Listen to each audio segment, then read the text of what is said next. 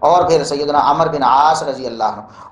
ان کے بارے میں جب ہم فضائل بیان کرتے ہیں نا کہ عمر بن عاص تو وہ ہیں جن کے بارے میں رسول اللہ صلی اللہ علیہ وسلم نے فرمایا ہے، مسند احمد کی حدیث ہے، ابن العاص مؤمنانی، عاص کے دونوں بیٹے مومن ہیں، اور پھر آپ نے نام لے کر بتایا ہشام و عمر، ہشام بن عاص اور عمر بن عاص، جن کے ایمان کی گواہی بذریعہ وہی رسول اللہ صلی اللہ علیہ وسلم دے رہے ہیں۔ ان کے بارے میں کوئی تصور کر سکتا ہے کہ وہ نعوذ باللہ جھوٹے ہوں گے، یا وہ خائن ہوں گے، یا وہ دغا باز ہوں گے، یا وہ مکار ہوں گے؟ نعوذ باللہ۔ یہ جھالوی صاحب نے بہت زیادہ زبان درازی کی ہے سیدنا عمر بن عاص رضی اللہ عنہ کے بارے میں کہ انہوں نے دھوکہ کر کے جناب، انا للہ و انا الیہ، اس پر بھی ہم انشاءاللہ بات کریں گے۔ تو سیدنا عمر بن عاص رضی اللہ عنہ وہ ہیں جن کے ایمان کی گواہی محمد رسول اللہ صلی اللہ علیہ وسلم دیتے ہیں بذریعہ وحی کہ عاص کے دونوں بیٹے مومن ہیں، ہشام بھی اور عمر بھی۔ تو عمر بن عاص رضی اللہ عنہ،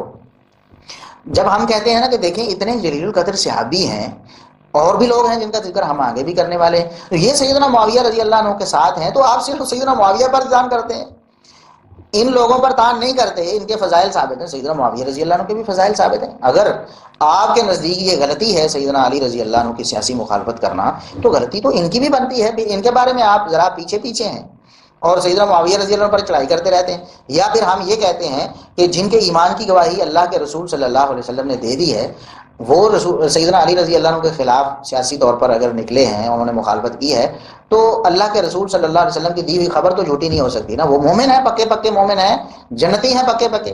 تو پھر یہاں ایک اور پروپیگنڈا مرزا صاحب نے کیا کہ سیدنا عمر بن عاص رضی اللہ عنہ کو بھی ثابت کرنے کی کوشش کی، وہ بھی شرمندہ تھے۔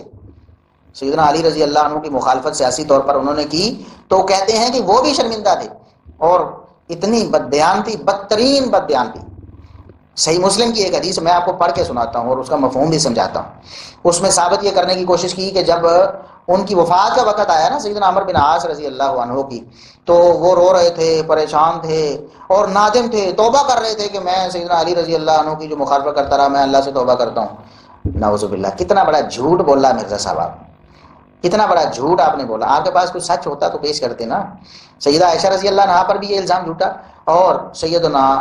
عمر بن عاص رضی اللہ عنہ پر بھی یہ الزام جھوٹا ہے۔ اب وہ دلیل کیا ہے؟ دلیل یہ ہے کہ صحیح مسلم کی 121 نمبر حدیث ہے کہ جب سیدنا عمر بن عاص رضی اللہ عنہ کی وفات کا وقت آیا تو ان سے بات چیت کر رہے تھے، ایک شخص نے کہا کہ آپ کی خدمات ہیں اسلام کے لیے، آپ مسلمان ہوئے، آپ اللہ کے رسول صلی اللہ علیہ وسلم کے صحابی ہیں، اور پھر آپ کے فضائل ہیں، آپ اللہ کے رسول صلی اللہ علیہ وسلم کے مقربین میں سے ہیں، اس پر بھی ہم بات کریں گے۔ تو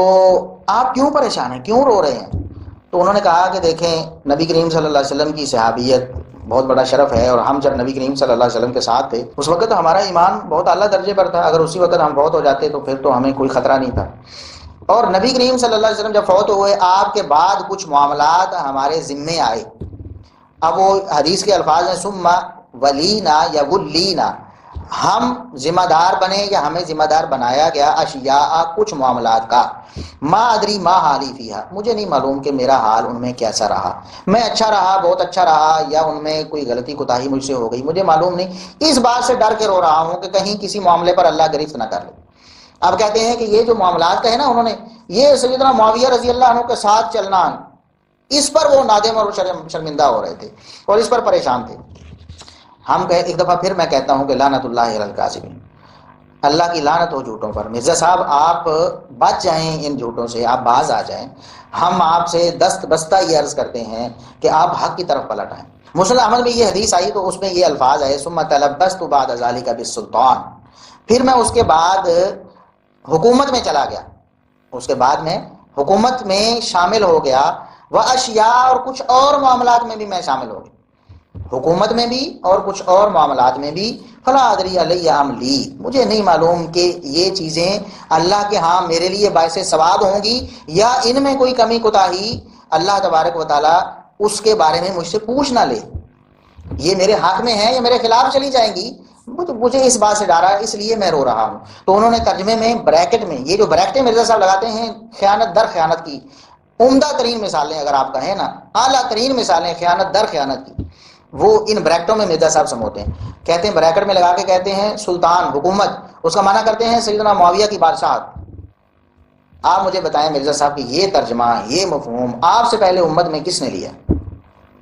امت میں صحابہ کرام، تابعین، تبع تابعین، ائمہ دین، یہ حدیث کتنے ائمہ نے اپنی کتابوں میں نقل کی ہے، کتنے ائمہ نے اس حدیث کی شرح کی ہے۔ آپ اسی حدیث کی شرح علامہ نووی رحمۃ اللہ علیہ کی، جو سب سے معروف شرح صحیح مسلم کی علامہ نووی رحمۃ اللہ علیہ کی ہے، آپ اس کو ہی دیکھ لیتے۔ اس میں کیا انہوں نے یہ لکھا ہے کہ اس سے مراد سیدنا معاویہ رضی اللہ عنہ کی بادشاہت ہے، اور وہ کہہ رہے ہیں کہ میں سیدنا معاویہ کے ساتھ مل گیا اس لیے مجھے ڈر ہے کہ اللہ مجھے پوچھ لے گا۔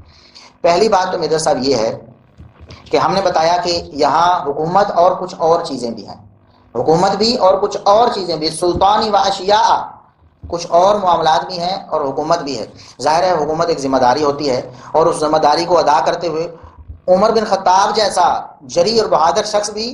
نرم ہو جاتا ہے، اتنا سخت چٹان کی طرح مضبوط، لیکن خلافت کا بوجھ آتا ہے تو نرم ہو جاتے ہیں۔ اور میں آپ کو آگے جا کر بتاؤں گا کہ سیم یہی کنڈیشن سیدنا عمر بن خطاب رضی اللہ عنہ کی تھی۔ میں آگے ذکر کرتا ہوں، حدیث بھی، اس کا نمبر بھی، اس کے الفاظ بھی، آپ خود فیصلہ کیجئے گا۔ تو یہ الفاظ کیا ہیں؟ پہلے تو ان الفاظ پر غور کریں کہ جو شخص نادم اور شرمندہ ہوتا ہے کسی بات پر کہ میرا یہ گناہ تھا، میرا یہ جرم تھا، کیا کبھی وہ کہتا ہے کہ مجھے نہیں پتا یہ صحیح ہے یا غلط ہے؟ کیا ایسے کہہ کے، مثلا ایک شخص نے چوری کی ہے، ایک شخص نے ڈاکہ مارا ہے، ایک شخص نے بدکاری کی ہے، ایک شخص نے جھوٹ بولا ہے، ایک شخص نے غیبت کی ہے، اس سے توبہ کرنا چاہتا ہے، توبہ کے لیے ضروری کیا چیز ہے؟ ان العبد اذا اعترف ثم تاب تاب اللہ۔ بندہ جب اپنے گناہ کا اعتراف کرتا ہے کہ واقعی میں نے جرم کیا ہے، غلط کیا ہے، مجھے نہیں کرنا چاہیے تھا، میں اس پر شرمندہ ہوں، نادم ہوں، تب اس کی توبہ قبول ہوتی ہے۔ تو توبہ کرنے کی شرائط سیدنا عمر بن عاص رضی اللہ عنہ کو معلوم نہیں تھی؟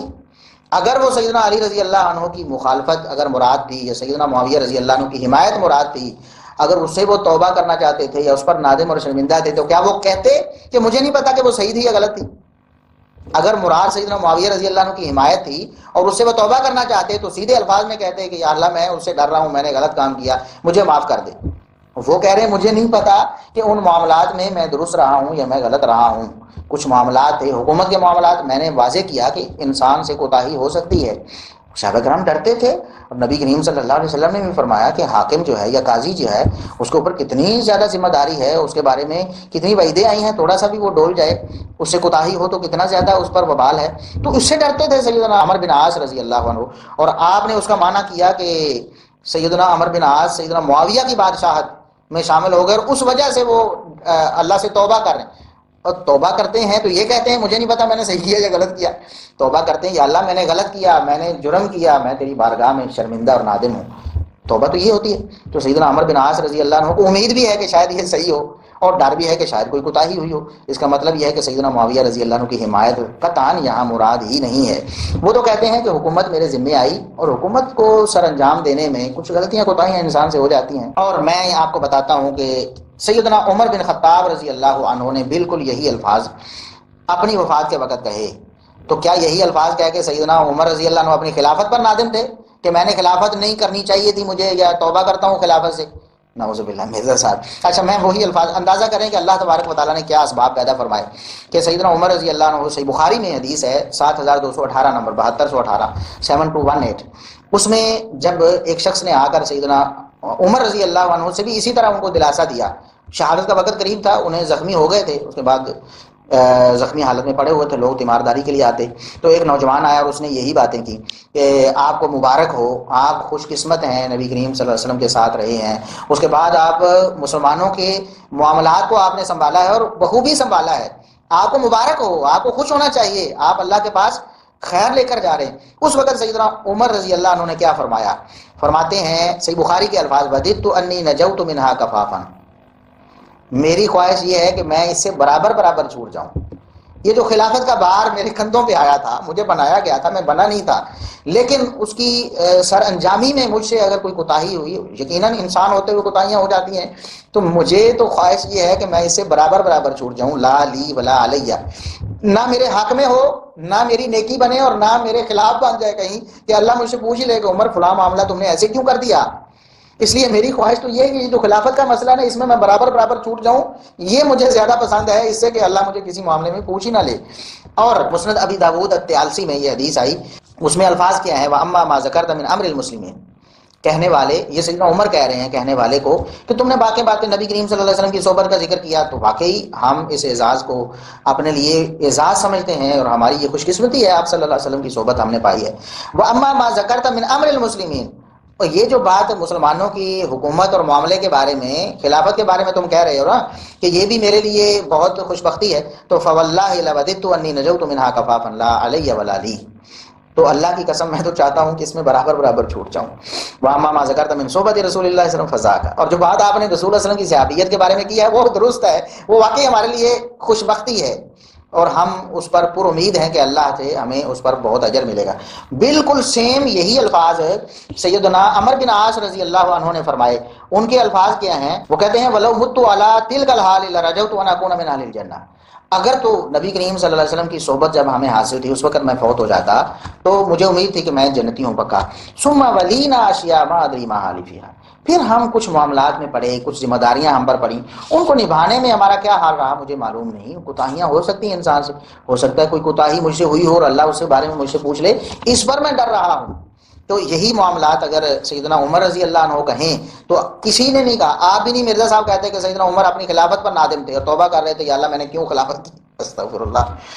یا ان کی خلافت مشکوک ہو جاتی ہے یہ کہنے سے کہ یا اللہ مجھے معاف کر دے، برابر برابر ہی چھوڑ دے، مجھ سے یقیناً کوئی کوتاہیاں ہوئی ہوں گی، تو کیا سیدنا عمر رضی اللہ عنہ کی خلافت پر بھی حرف اٹھاؤ گے؟ اور اگر نہیں تو عمر بن عاص رضی اللہ عنہ کی سیدنا معاویہ کی حمایت پر کیسے حرف اٹھا سکتے ہو آپ ان الفاظ سے کہ ہمیں کچھ ذمہ داریاں سونپی گئیں، اب پتہ نہیں ان ذمہ داریوں میں ہم سرخرو ہوئے یا نہیں؟ یہ کیا توبہ اور ندامت اور شرمندگی ہے، نعوذ باللہ، استغفر اللہ۔ تو یہ سیدنا معاویہ رضی اللہ عنہ کے خلاف جھوٹا پروپیگنڈا آپ نے کیا کہ جتنے لوگ تھے نا جی سارے معافیاں مانگتے رہے، بعد میں عمر بن عاص بھی توبہ کرتے رہے لیکن معاویہ رضی اللہ عنہ نے کبھی توبہ نہیں کی، لہٰذا ہم ان کے خلاف ہیں۔ جھوٹ ہے مرزا صاحب، جھوٹ، اللہ کی قسم یہ آپ کا بدترین جھوٹ ہے۔ اس حدیث میں قطعاً سیدنا معاویہ رضی اللہ عنہ کی حمایت سے توبہ کرنے کا کوئی ذکر نہیں ہے۔